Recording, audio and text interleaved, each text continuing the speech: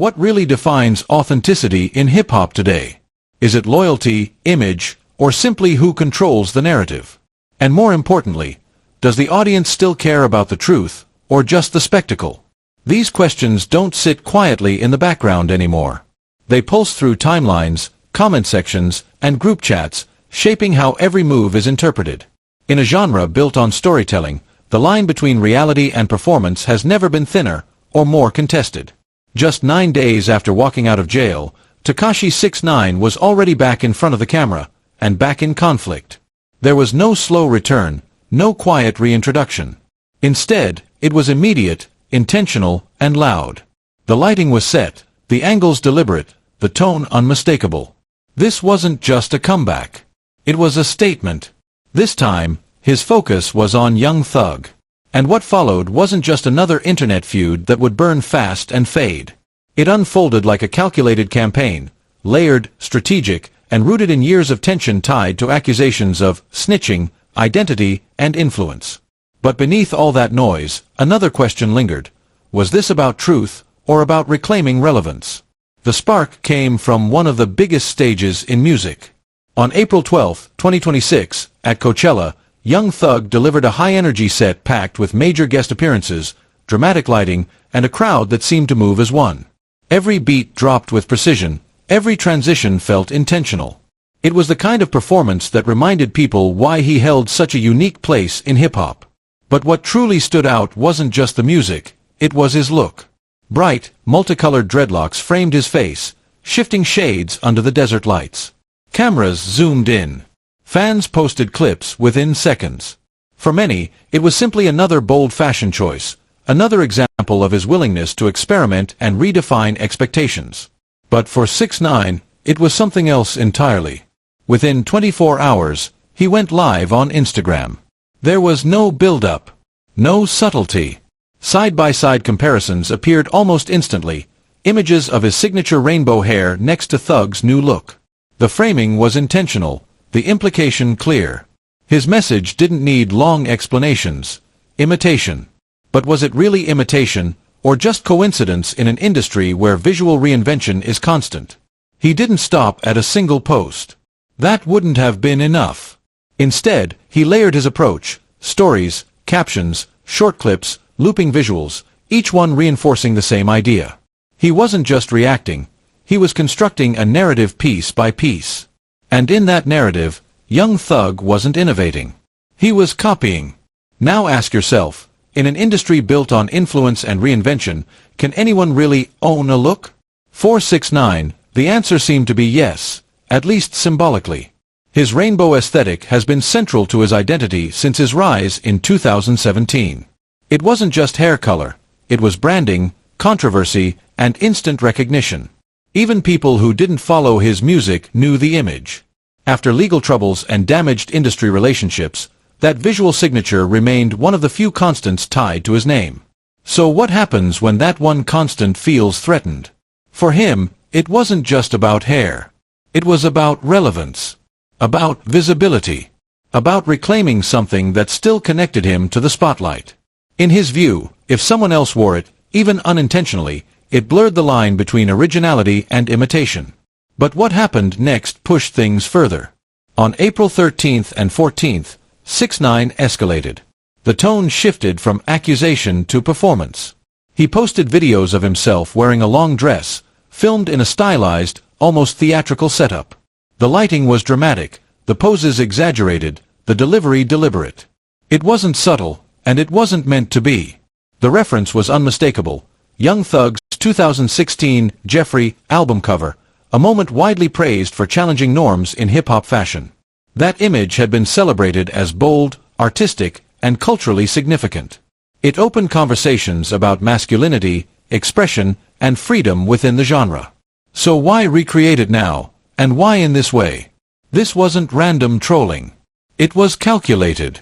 By recreating that imagery, 6ix9ine wasn't just mocking Thug. He was reframing one of his most celebrated artistic statements as imitation. He flipped admiration into ridicule, turning a moment of artistic risk into a punchline. The campaign had structure. First the comparison, then the commentary, and finally the visual punchline. And it worked.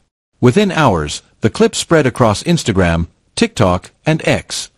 Reaction videos flooded in. Some laughed. Some criticized. Some dissected every frame. Major hip-hop pages amplified the content, pushing it far beyond 6ix9ine's own audience. Hashtags trended. Memes multiplied. The conversation grew louder, faster, and harder to control. But here's the deeper question. Why did something as simple as hair and fashion ignite such a strong reaction? The answer lies in history, specifically, one word that has shaped both artists' reputations: snitch. In hip-hop culture, that label carries weight far beyond its definition. It doesn't just affect credibility, it reshapes identity. It changes how lyrics are heard, how actions are judged, how silence is interpreted. It becomes a lens through which everything else is viewed. And for 6ix9ine, that label has defined his public image since 2018, when he cooperated in a federal case against former associates. He never denied it. He didn't try to rewrite the narrative or soften the edges. Instead, he leaned into it, turning controversy into content and criticism into visibility. He understood something fundamental about the modern attention economy. Outrage can be just as powerful as admiration. But at what cost? For years, the industry largely kept its distance. Collaborations were limited. Public support was rare. The stigma remained, shaping how he was perceived regardless of what he released. Then, in 2025, something shifted. Leaked audio allegedly linked Young Thug to a police interrogation connected to a past case. Reports suggested he spoke with investigators for hours. The details were unclear, the context debated, and interpretations varied widely. While Thug denied full cooperation and offered his own explanation, the internet didn't wait for clarity. It never does. The same accusations that once defined 6ix9ine began circling around him. Comments appeared. Comparisons were drawn. Old debates resurfaced with new intensity. And that's when 6ix9ine saw an opening. Was it opportunistic? Strategic? Inevitable? He publicly called out the industry, questioning why the reaction to Thug seemed quieter than what he faced. He tagged major artists, challenged the silence, and forced a conversation many preferred to avoid. His tone wasn't defensive anymore. It was confrontational, almost accusatory. So here's something worth considering. Are standards applied equally in hip-hop, or do they shift depending on who's involved? That debate became the foundation of everything that followed. Because now, this wasn't just about hair or fashion. It wasn't even just about two artists. It was about consistency, perception, and power. About who gets judged, and who gets protected. 6ix9ine didn't rely on social media alone. He understood its limitations. Posts disappear. Feeds refresh. Attention moves on. So he brought the conflict into music, releasing tracks that directly accused Young Thug of the same behavior that once defined his own downfall. The strategy was deliberate. Social posts fade. Songs don't. Lyrics gave his accusations permanence. They could be replayed, analyzed, quoted. They entered the culture in a way that a viral clip couldn't fully replicate. And with each release, he reinforced the same message. If I'm labeled this way, why isn't he? By the time Coachella arrived, he had already built a narrative through lyrics, interviews, and online commentary. The festival didn't start the conflict, it amplified it. It gave him a visual moment to attach to an argument he had been shaping for months. And Young Thug? He said nothing. No response. No denial. No engagement. Silence, in this case, became its own statement. But what does silence really mean in a situation like this? Is it strength, strategy, or avoidance? For some, it signals confidence, a refusal to engage with what might be seen as provocation. For others, it raises questions. Does silence protect reputation, or does it leave space for others to define it? The absence of a response didn't stop the conversation. If anything, it intensified it. Fans debated interpretations. Analysts broke down timelines. Commentators speculated on motives. And through it all, one thing remained constant: attention. Because in today's hip-hop landscape, attention is currency. It shapes relevance, drives engagement, and determines visibility. And both artists, in very different ways, understand how to command it. But here's the question that lingers beneath everything. Has authenticity become secondary to narrative control? If one artist openly embraces controversy while another chooses silence, who holds more power? The one who speaks, or the one who refuses to? And perhaps more importantly, where does the audience stand in all of this? Do listeners still seek truth, or have they become participants in the spectacle itself, liking, sharing, and debating without needing resolution? As the clips continue to circulate and the discussions evolve, the situation remains unresolved. No clear winner. No definitive conclusion. Just a series of moments, interpretations, and reactions layered on top of each other. And maybe that is the point. Because in an era where every move can be recorded, replayed, clipped, reposted, dissected, and reframed, authenticity is no longer judged only by what someone does. It is judged by how quickly the world reacts, how loudly it spreads, and who gets the first chance to define what it means. Is a moment still real if it is immediately turned into content? Does truth matter more than the version of truth that travels fastest? And when the audience becomes part of the machine, are we still witnessing culture, or are we helping manufacture it? That tension sat at the center of the conversation, and it is exactly why it became so hard to ignore. At first glance, the situation looked simple enough. One artist made a bold move, another became the subject of the attention, and the internet did what it always does: split into camps, sharpen opinions, and turn the moment into a spectacle. But the longer people watched, the more complicated it became. This was not just a flashy exchange meant to trigger a reaction. It was a collision of image, memory, irony, resentment, and timing. It was about who gets called out, who gets forgiven, who gets mocked, and who gets to turn controversy into leverage. The internet, as expected, could not agree. And that disagreement became part of the story itself. On one side, 6ix9ine was praised for his boldness. Even people who normally dismissed him admitted the execution was effective. He did not whisper his point. He announced it. He did not wait for the moment to pass. He stepped directly into it. For some viewers, that confidence was the entire appeal. They may not have liked the man, but they understood the theater of it. He knows how to force a reaction. He knows how to turn a simple comment into a headline. He knows how to make people look even when they swear they are done paying attention. And in a culture that rewards visibility, is that not a kind of power? Some critics found themselves entertained despite their objections.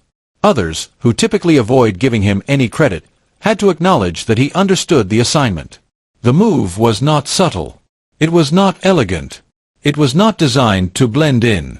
It was designed to cut through noise. In that sense, it worked. The internet noticed. People argued. Clips circulated. The name traveled.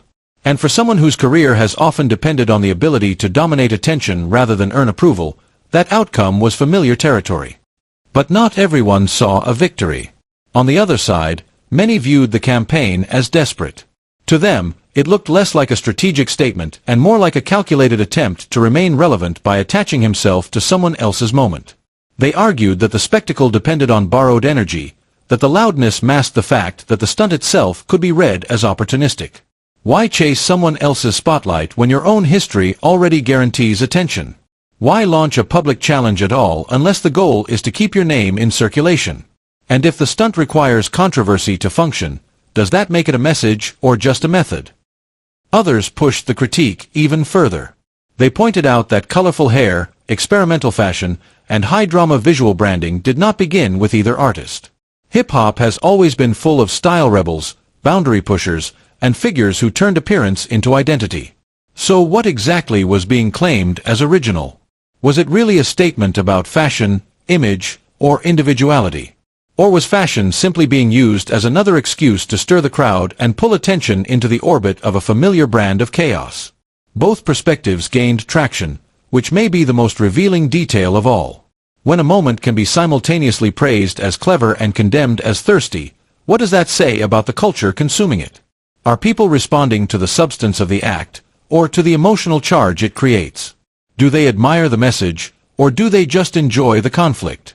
At the center of it all was a paradox that is hard to ignore. The most publicly documented cooperator in modern hip-hop was now leading the charge in calling someone else out for similar behavior, while also accusing the industry of selective outrage. That alone was enough to make people pause. How does someone with that reputation step into the role of accuser? How does a figure known for breaking one kind of code present himself as the guardian of another? Is that hypocrisy, exposure, irony, or all three at once? That question resonated deeply, especially with longtime fans who have watched the culture evolve over decades. Hip-hop has always had its own unwritten laws, its own codes of loyalty, its own expectations about authenticity, and its own punishments for perceived betrayal. But those rules have never been enforced equally. Some people are allowed reinvention. Some are granted forgiveness. Some are celebrated for reinvention while others are mocked for survival. Some mistakes are treated as character flaws. Others are treated as marketing opportunities. Why does that happen? Who decides what is a scandal and what is a comeback? And who benefits when the line between accountability and performance becomes so blurred? That is why this moment landed so hard. It was not just a beef. It was a mirror held up to the entire ecosystem. The spectacle asked the audience to confront a contradiction that many already sensed but rarely saw presented so bluntly. The rules are not always the same for everyone. Some people get condemned for what others get praised for. Some people are reduced to one action forever, while others are allowed to move on as if the past were only a temporary inconvenience. The outrage is often loudest when the person involved is already disliked, and the forgiveness is often easiest when the person asking for it is useful. Meanwhile, major artists stayed silent. No public support, no criticism, just distance. That silence was not empty, it was charged. In an industry where alliances often determine outcomes, silence can be a strategy, a refusal, a warning, or a calculation. It can mean, I am not getting involved, but it can also mean, I am watching how this develops. It can mean caution, exhaustion, disinterest, or fear of being pulled into a mess that does not need your name attached to it.